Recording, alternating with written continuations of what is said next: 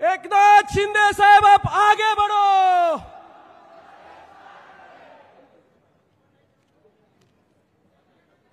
छत्रपती शिवाजी महाराज की जय भवानी। इकडे वॅडेश्वर आहेत, त्यांच्या पायाशी नतमस्तक होतो। नवस बोलले की नाही तुम्ही? दुर्गा देवीला कौल लावला की नाही? कारण गुहागर मध्ये यावेळी गेम बदलायचं आहे ना आपल्याला, पक्का नव्या बिडूचं नवं राज्य आणायचं ना। आणि मी हे म्हणत नाही, माझं म्हणणं नाही, इथल्या मतदारांचं म्हणणं आहे। या लोकांनी ठरवलंय परिवर्तन घडवायचं आहे, चांगला उमेदवार निवडून द्यायचा आहे। आणि आपले उमेदवार राजेश बेंडल यांच्या प्रचार सभेला उपस्थित आपले पालकमंत्री उदय सामंतजी, आपले माजी आमदार डॉक्टर विनय नातूजी, रवींद्र फाटक, सदानंद चव्हाण, शशिकांत चव्हाण, विश्वनाथ पाटील आपले कुणबी सेनेचे, बळीराज सेनेचे अध्यक्ष अशोक वालमजी, राष्ट्रवादीचे सुरेश सावंत, आरपीआयचे संदीप कदम, कोकरे महाराज, प्रकाश बांगरट, सर्व मान्यवर ज्यांची नावं घेतली नाही ते सर्वजण, सगळे भरपूर लोक आहेत। आणि मान्यवर व्यासपीठ आणि मोठ्या संख्येने उपस्थित माझ्या लाडक्या बहिणी मोठ्या संख्येने आहेत। त्या लाडक्या बहिणींचं मी स्वागत करतो। लाडके भाऊ आहे त्यांचंही स्वागत करतो। आणि आज लोकनेते शामराव पेजे स्मृती दिन आहे, त्यांनाही मी वंदन करतो। खरं म्हणजे आता इथल्या मतदारांनी भाकरी फिरवायची वेळ आलेली आहे आणि ते ठरवलंय। आणि भाकरी ऑलरेडी करपलेली आहे, करपले ना, आणि करप्ट झाले, करप्ट। भगवान परशुरामाच्या पौराणिक भूमीवर आज मी महायुतीचे उमेदवार राजेश बेंडल यांच्या प्रचार सभेला आलेला आहे। अतिशय साधा माणूस आहे, साधा कार्यकर्ता आहे, छक्के पंजे काय नाही। मी पहिला बघितलं तेव्हा बघितलं, अरे हा काय एकदम साधा सुधा सज्जन माणूस आहे। आता सज्जन माणूस दिलाय, दुर्जनाच्या माती आणू काठी आणि सज्जनाच्या हाती देवो धनुष्यबाण, भगव्या झेंड्याची काठी। आणि म्हणून राजेश बेंडल हे निवडून जाणार असं कौल वॅडेश्वर आणि दुर्गादेवीने दिलेला आहे। आणि एकदा कौल दिला की आपल्याला माहित आहे कोकणामध्ये आपलं राजेश बेंडल यांचा बेडा पार आणि समोरच्याचं बंडल बांधून पार्सल घरी पाठवून द्या। आणि म्हणून मला एवढंच सांगायचंय, काम करणारा आमदार या भागात पाहिजे, या ठिकाणी विकास करणारा आमदार पाहिजे। कारण सरकार महायुतीचं आहे, सरकार महायुतीचं सरकार आहे, पुढेही महायुतीचं सरकार 100% येणार आहे।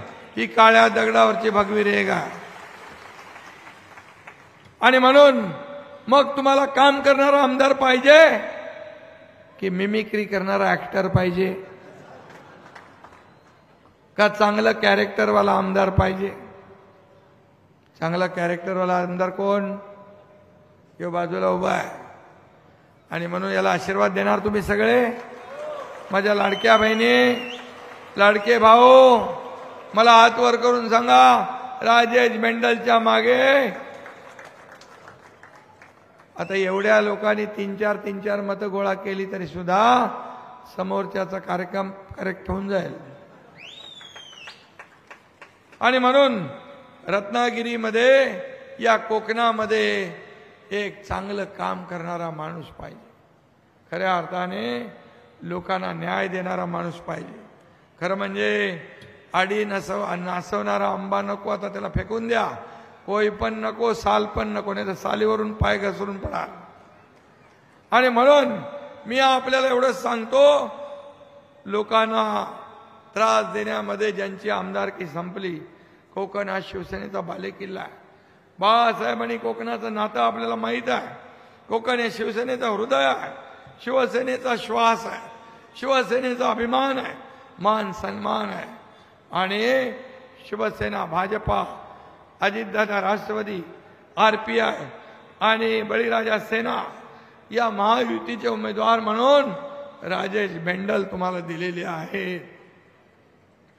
एक अतिशय चांगला काम करणारा आणि लोकांना न्याय देणारा आमदार तुम्हाला आम्ही दिला आहे.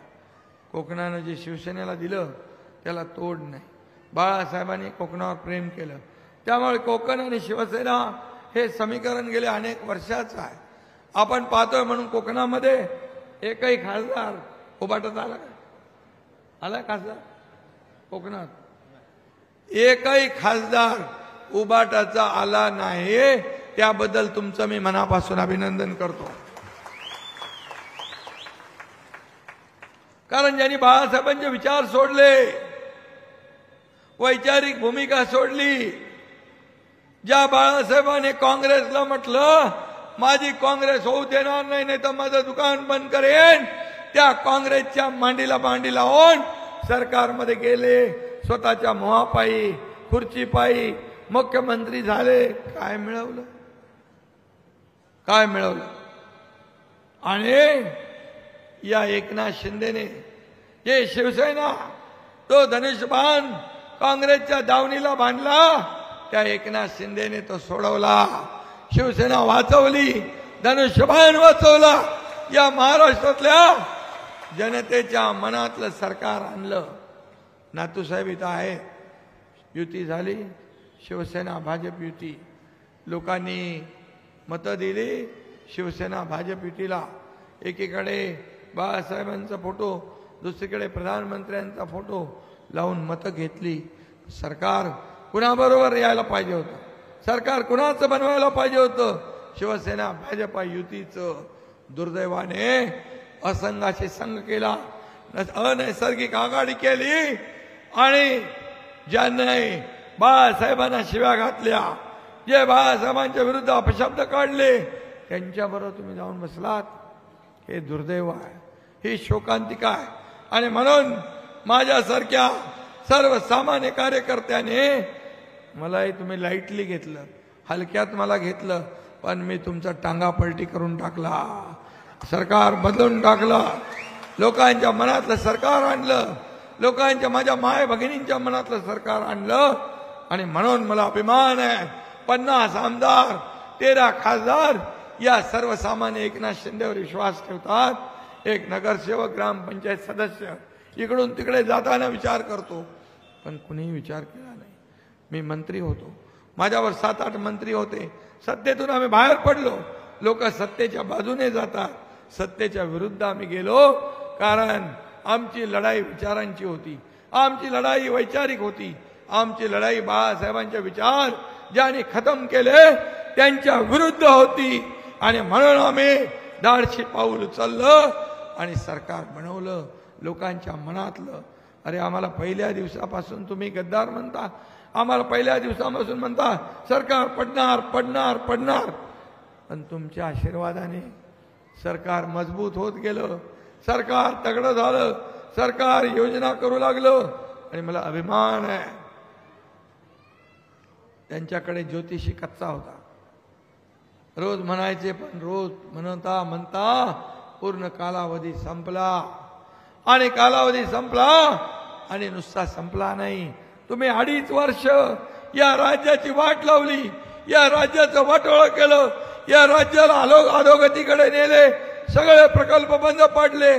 तुम्ही मेट्रो बंद पाडली, समृद्धी बंद पाडला, जलयुक्त शिवार योजना बंद पाडली, कोकणातले अनेक प्रकल्प बंद पाडले. आता म्हणतात आमची सत्ता आल्यावर आम्ही हे बंद करू, आम्ही ते बंद करू. अरे चालू तर काय करणार ते तर सांगा. सरकारचं काम काय असतं? योजना चालू करणं, विकास करणं, प्रकल्प पुढे नेणं. आमचं सरकार, आपलं सरकार आलं, सर्वसामान्यांचं सगळे स्पीड ब्रेकर आम्ही काढून टाकले, सगळे खोडे घातलेले आम्ही काढून टाकले. आणि योजनांना चालना दिली, प्रकल्पांना चालना दिली. मुंबईत कधी आलात तर बघा, कोस्टल रोड बघा, अटल सेतू बघा, मेट्रो बघा, कार शेड बघा, जलयुक्त शिवार योजना बघा, समृद्धी महामार्ग बघा. तुम्हाला आनंद वाटेल की सरकार काम करणारं सरकार. आणि दुसरीकडे कल्याणकारी योजना. उद्योग मंत्री इकडे आहेत. उद्योग पळवला, उद्योग पळवला, उद्योग पळवला. किती लाख कोटीचे उद्योग आणले हो उदय सामंत? 5 लाख कोटीचे उद्योग या महाराष्ट्रामध्ये आणण्याचं काम आपल्या सरकारने केलंय. आपलं सरकार नव्हतं, महाविकास आघाडी सरकार होतं, त्या आपला 3ऱ्या नंबरवर होतो. गुजरात, कर्नाटक 1ल्या नंबरला होत. देवेंद्रजी आणि आम्ही शपथ घेतली, पहिल्या 6 महिन्यात पुन्हा महाराष्ट्र नंबर 1 ला आम्ही आणला. महाराष्ट्रात उद्योग येऊ लागले, इंडस्ट्री फ्रेंडली स्टेट झालं. आता उद्योगाचं फेवरेट डेस्टिनेशन झालंय, उद्योग येऊ लागले. कोका कोला कंपनी येत नव्हती, त्याला बोलवलं जात होतं, इकडे या भेटा, इकडे या भेटा. अरे कशाला? पैसे मागायला? अरे मला काय मिळाले यापेक्षा माझ्या या कोकणातल्या लोकांना काय मिळणार हे बघणारं राज्यकर्ते पाहिजे. कोका कोला आपण चालू केली. रामदास कदम आणि योगेश कदम, उदय सामंत पुढाकार घेतला आणि कोका कोला सुरू केली. कोका कोला कंपनी मला म्हणतो असा मुख्यमंत्री मिळाला तर मी यापेक्षा 10 पट आम्ही इन्व्हेस्टमेंट करायला तयार आहे, 10 पट गुंतवणूक करायला तयार आहे. कारण मी सांगितलं कुणालाही काही कुठेही द्यायचे पैशाची गरज नाही. तुला जेवढं इन्व्हेस्टमेंट करायचं आहे तुझ्या धंद्यामध्ये कर. आज तुम्हाला मी सांगतो, एकूण परदेशी गुंतवणुकीच्या 52% गुंतवणूक एकट्या महाराष्ट्रामध्ये झाली. एकट्या महाराष्ट्रात. जीडीपी मध्ये आपण नंबर 1 आहोत, स्टार्टअप मध्ये नंबर आहोत, आपण उद्योगात नंबर 1 आहोत, आपण पायाभूत सुविधामध्ये नंबर 1 आहोत. हे कसं झालं? माझं काय माझं काय माझं काय बघत बसलो असतो तर हे उद्योग आले नसते. आणि म्हणून जे उद्योग गेले ते त्यांच्यामुळे गेले. त्यांना सहकार्य मिळालं नाही आणि आपल्यावर खापर फोडण्याचं काम करतायत. माझं चॅलेंज आहे, तुमच्या 2.5 वर्षात तुम्ही काय केलंय ते दाखवा. तुम्ही किती उद्योग आणले ते दाखवा. आणि हा एकनाथ शिंदे 2-2.25 वर्षात किती उद्योग आणले आणि किती सुरू झाले याचा हिशोब द्यायला तयार आहे. हिशोब द्यायला तयार आहे. होऊन जाऊ द्या दूध का दूध, पाणी का पाणी. कळू द्या जनतेला सत्य काय आहे.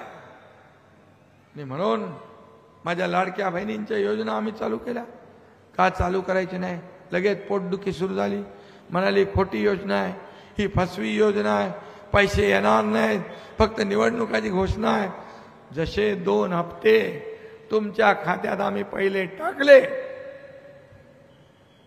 लगेच विरोधक म्हणू लागले लवकर लवकर काढा, लवकर लवकर काढा, सरकार काढून घेईल. अरे काय म्हणावं, हसावी की रडावं? अरे सरकार देणार आहे, हे घेणार नाही.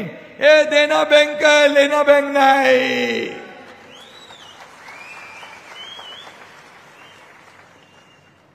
ऑक्टोबरमध्ये आम्हाला माहित होतं, आचारसंहिता भाऊ करून या ठिकाणी हे तुमचे सावत्र भाऊ, दुष्ट कपटी भाऊ हे काळं मांजर आडवं घालतील. आम्ही ठरवलं नोव्हेंबर मधले पैसे आम्ही ऑक्टोबर मध्ये देऊन टाकले, 2 हप्त्याचे. आणि 5 हप्ते आम्ही तुमच्या खात्यात दिले, 5 हप्ते.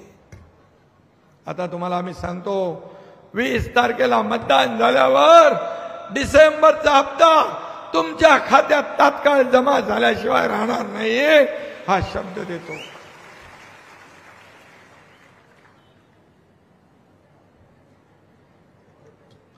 आणि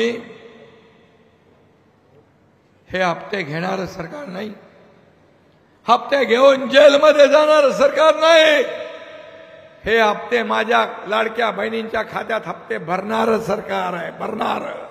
हा फरक आहे. उद्योग गेले पळून. यामुळे सगळ्याला विरोध. पहिलं बारसू रिफायनरीला कोणी परवानगी दिली?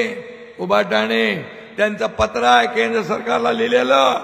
आणि स्थानिकांना रिफायनरी नको असेल तर आमचं सरकार कुठलीही जबरदस्ती करणार नाही. आम्ही विकासाचे मारेकरी नाही. आम्ही सर्वसामान्य लोकांवर जोर जबरदस्ती करणारे नाही. समृद्धी महामार्ग आम्ही केला. त्यावेळेस काही लोकांनी विरोध केला. आम्ही थांबलो. त्यांना म्हणालो तुमच्या मर्जीशिवाय आम्ही पुढे जाणार नाही. आणि आज तुम्हाला मी सांगतो समृद्धी महामार्ग 15 तास, 18 तास, 20 तास लागत होते. 6 तासात नागपूरमधला माणूस मुंबईत पोहोचतोय. हा फरक आहे. आता तुम्हाला मुंबई सिंधुदुर्ग ऍक्सेस कंट्रोल रस्ता करायचा आहे, सुपरफास्ट. आणि कोकणाचा विकास करायचा आहे. आम्ही जे बोलतो ते करून दाखवतो. माझ्या लाडक्या बहिणीने एवढंच सांगतो. आता काय म्हणायला लागले? म्हणाले ज्यांनी ही योजना केली त्या योजना करणाऱ्यांना त्याची चौकशी करणार आणि 10 दिवस थांबा, एकनाथ शिंदेला जेलमध्ये टाकणार. अरे तुमच्या पोकळ घोषणाला मी घाबरत नाही, पोकळ धमक्यांना. अरे एकनाथ शिंदे संघर्षातून आलाय, आंदोलनातून आलाय, जेल भोगून आलाय. कुणाला जेलची धमकी देता?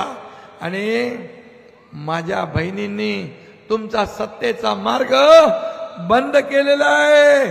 सत्तेत येण्याचा विचार सोडून टाका. मुंगेरी लाल की हसेन सपने काढून टाका डोक्यातून. आणि जर माझ्या लाडक्या बहिणींच्या योजनांसाठी, लाडक्या भावांच्या योजना, प्रशिक्षण भत्त्याची योजना, शेतकऱ्यांची योजना, मुलींच्या शिक्षणाची योजना, यासाठी मी दोषी असेन तर हा एकनाथ शिंदे एकदा नाही 100दा जेलमध्ये जायला तयार आहे. माझ्या लाडक्या बहिणी, लाडक्या भावा, जनतेसाठी. आम्ही कोल्हापूरला महायुतीचा वचननामा जाहीर केला. 10 सूत्री. ये तो टेलर है, पिक्चर अभी बाकी है. याच्यामध्ये आपला पहिली योजना आहे. माझ्या लाडक्या बहिणींना 1500 वरून 2100 रुपये देण्याचा निर्णय आम्ही घेतला. कारण मी म्हणालो होतो माझ्या लाडक्या बहिणींना फक्त 1500 वर आम्ही ठेवणार नाही, आम्ही वाढवणार. जशी तुम्ही ताकद द्याल, आशीर्वाद द्याल, ही ताकद वाढत जाईल. कारण आम्हाला तुमच्या लाडक्या बहिणींना लखपती झालेलं बघायचं आहे, लखपती झालेलं. दुसरी योजना, शेतकऱ्यांना कर्ज माफ करण्याचा निर्णय आम्ही घेतला. 12,000 रुपये मोदी साहेब 6,000, आपण 6,000, 12 देत होतो, त्याच्या आता 15,000 रुपये करण्याचा निर्णय आपण घेतला. या राज्यामध्ये कोणी उपाशी झोपणार नाही. रोटी, कपडा, मकान देण्याचा निर्णय आपण घेतलाय सर्वसामान्य माणसासाठी. आणि वृद्ध ज्येष्ठ लोक आहेत त्यांची पेन्शन योजना 1500 वरून 2100 करण्याचा निर्णय आम्ही घेतलाय. वयोश्री योजना 3000 डीबीटी खात्यामध्ये डायरेक्ट जमा करण्याचा निर्णय आम्ही घेतलाय. जीवनावश्यक वस्तूंचा भाव जसं बाळासाहेबांनी 1995ला स्थिर ठेवले होते, तसेच या 5 वर्षात स्थिर ठेवण्याचा निर्णय आपल्या महायुती सरकारने घेतलाय.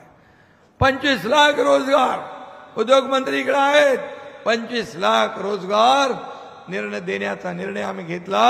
आणि 10 लाख मुलांना प्रशिक्षण भत्ता 10,000 देण्याचाही निर्णय आम्ही घेतला.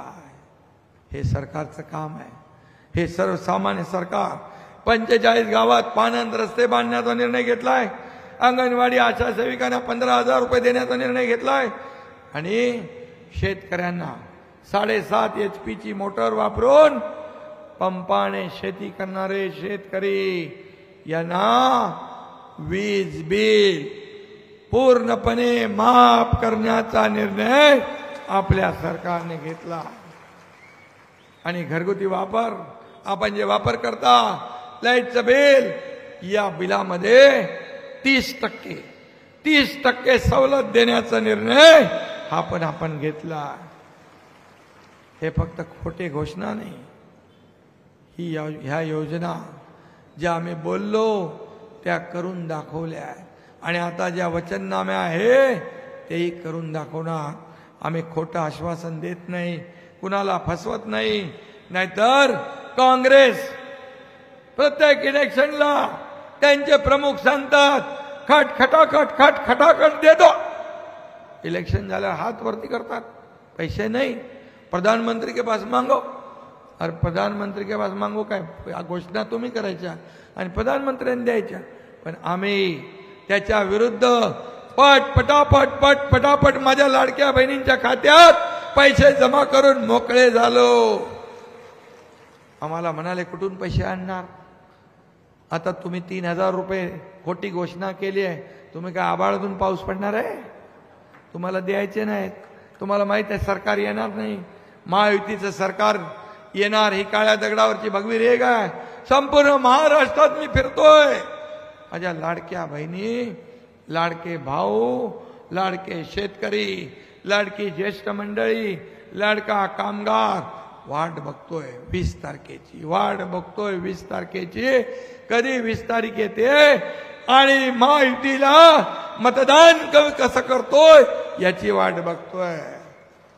लाडक्या बहिणींना मी विचारतो, हे म्हणतात मला एक चिठपत्रही आलंय का लाडक्या बहिणीला म्हणाले सुरक्षित बहीण द्या, आम्ही सुरक्षित बहीण देणार म्हणतात, कोण? महाविकास आघाडी। अरे बदलापूरमध्ये त्या चिमुरडीवर बलात्कार केला, त्या हैवान नराधम त्याला म्हणाले रेल्वे बंद केली, म्हणाले त्यांना आला इथं आणा, फाशी द्या। त्याला पकडल्यानंतर त्याला चौकशीला नेत होते, त्याच्या बायकोनी पण येऊन स्टेटमेंट दिलं, हा हैवान आहे, हा माणूस नाही, माणुसकीच्या नावावर कलंक आहे, हा नराधम आहे, याला फाशी द्या, पण त्याच्या बायकोचं स्टेटमेंट आहे। जेव्हा त्याला चौकशीला घेऊन गेले तेव्हा त्यांनी पोलिसाची बंदूक काढून, पिस्तूल काढून गोळी मारली। पोलिसांनी बरोबर केलं काम, त्यांनी गोळी मारल्यावर त्या पोलिसांनी त्याला गोळी मारली, गोळी मारायला पाहिजे होती की नाही, गोळी मारली ते बरोबर केलं। आता हे काय म्हणतात की त्याची बाजू घ्यायला लागले, पोलिसांनी असं कसं केलं, पोलिसांनी त्याला गोळी का मारली? अरे म्हणजे जर मारली नसती तर म्हणाले असते तुमच्या बंदुका काही शोसाठी ठेवल्या, म्हणजे इकडून पण बोल तिकडून पण वाजव।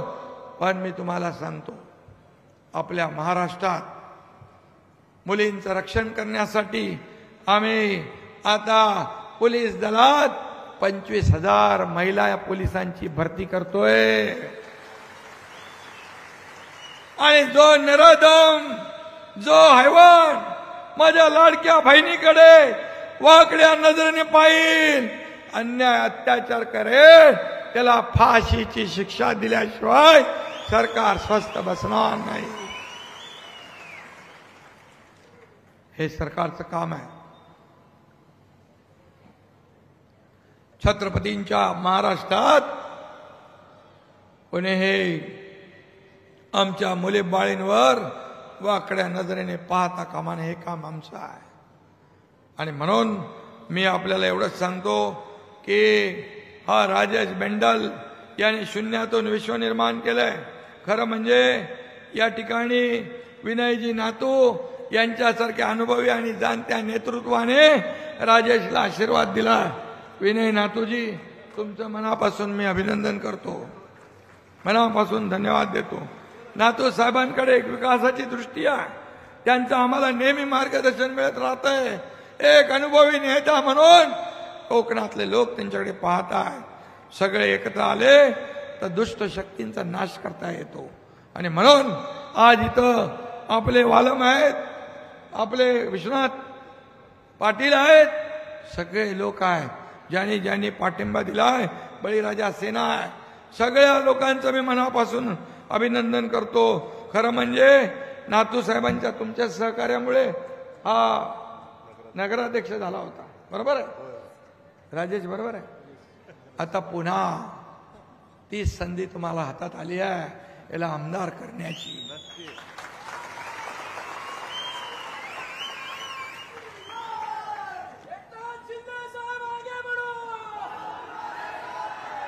आणि मी सांगतो आपल्याला, एकनाथ शिंदे बोलतो ते करतो. एकदा शब्द दिला मागे फिरत नाही. बाळासाहेबांनी आम्हाला, दिघे साहेबांनी आम्हाला शिकवलंय, एकदा शब्द देताना 10 वेळा 100 वेळा विचार करा, पण एकदा शब्द दिला की मागे फिरायचं नाही. आणि म्हणून तर सत्तेत असलेलं चालू सरकार एकनाथ शिंदे पाडू शकला. एकनाथ शिंदे पाडू शकला आणि सरकार पाडलं नाही. लोकांच्या मनातलं आम्ही सरकार निर्माण केलं, आणलं. म्हणून जर सरकार नसतं आलं, उदय सामंत सांगा किती कंपन्या आल्या असत्या, किती विकास झाला असता, किती शेतकऱ्यांना पैसे मिळाले असते, लाडक्या बहिणींना माझ्या पैसे मिळाले असते, लाडक्या भावांना प्रशिक्षण भत्ता मिळाला असता, शेतकऱ्यांना 12,000 मिळाले असते, 1 रुपयात पीक विमा मिळाला असता, लेक लाडकी लखपती योजना झाली असते. आणखी एक आपल्याला सांगतो माझ्या भगिनींनो, एक मुलगी, एका मुलीने आत्महत्या केली. मी रात्री 1 वाजता बातमी बघितली. का आत्महत्या केली? ती इंजिनिअरिंगमध्ये शिकत होती. 50% फी सरकार भरत होतो, 50% पालकांनी भरायची होती. पण पालकाची ऐपत नव्हती. पालकावर बोजा नको म्हणून त्या मुलीने आत्महत्या केली. मी त्याच रात्री 2 वाजता चंद्रकांत पाटील आपले मंत्री, त्यांना फोन केला. मी सांगितलं आपल्या राज्यात शिक्षणासाठी एक मुलगी आत्महत्या करते, या सत्तेला काय उपयोग? या सत्तेचा उपयोग काय? राज्यकर्त्याचा आपला उपयोग काय? जर आपल्या राज्यात शिक्षणासाठी वंचित राहून आत्महत्या होत असेल, ताबडतोब निर्णय घेतला. डॉक्टर, इंजिनियर, वकील जे काय बनायचं आहे त्याचा संपूर्ण खर्च सरकारने उचलण्याचा निर्णय घेतला. हे सरकारचं काम. हे सरकार कुणासाठी पाहिजे? स्वतःसाठी? स्वतःचे इमले बांधायला, स्वतःचे बंगले बांधायला, स्वतःचे हॉटेल बांधायला? बिलकुल नाही. या एकनाथ शिंदेने ठरवलंय मला काय मिळालं पेक्षा या महाराष्ट्रातल्या जनतेला काय मिळालं, या महाराष्ट्रातल्या माझ्या माय भगिनी शेतकऱ्यांना काय मिळालं हे बघणारा एकनाथ शिंदे आहे. कारण हा एकनाथ शिंदे तुमच्यातला आहे. एका शेतकऱ्याचा पोरगा आहे. हा शेतकऱ्याच्या पोरानं मुख्यमंत्री होऊन आहे. सोन्याचा चमचा घेऊन जन्माला आलेले पैशाच्या राशीत लोळण घेणाऱ्यांना तुमच्या 1,500ची किंमत काय करणार? ती किंमत या एकनाथ शिंदेला कळती आहे. आणि म्हणून शिवसेना, भाजपा, राष्ट्रवादी, महायुती यांनी मी आणि माझे दोन्ही उपमुख्यमंत्री यांनी ठरवलं, जे काय करायचं ते या राज्यातल्या जनतेसाठी करायचं. जे काय करायचं या राज्यातल्या शेतकऱ्यांसाठी, माझ्या माता भगिनींसाठी, त्यांचे अश्रू पुसण्यासाठी, त्यांच्या जीवनामध्ये बदल घडवण्यासाठी करायचं. बदल घडवण्यासाठी करायचं. आणि म्हणून तुमच्या हातात संधी आहे. एक लोकसेवेचा वारसा, बँडल त्याचे वडील आमदार होते. आज त्याच्या हातात त्याला आपण संधी दिली आहे. आणि त्याच्याकडे काय, त्याला कुठे मुंबईमध्ये फ्लॅट घ्यायचे नाही, बंगले बांधायचे नाहीत. बांधायचे? गरीब माणूस आहे. एकदम आमचं निवड चांगली आहे ना, उमेदवाराची निवड चांगली आहे ना तू साहेब? चांगला माणूस दिलाय, कारण या एकनाथ शिंदेला पण मोह नाही आहे. मला काय, मी काय होतो, मी सर्वसाधारण कुटुंबातला एक कार्यकर्ता. मी कालही कार्यकर्ता म्हणून काम करत होतो, आजही कार्यकर्ता म्हणून काम करतोय, उद्याही कार्यकर्ता म्हणूनच मी काम करणार आहे.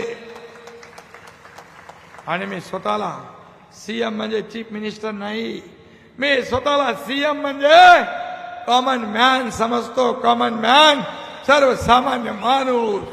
आणि या राज्यातल्या कॉमन मॅनला ताकद देऊन मला त्याला सुपरमॅन बनवायचं आहे, हाच आमचा संकल्प आहे.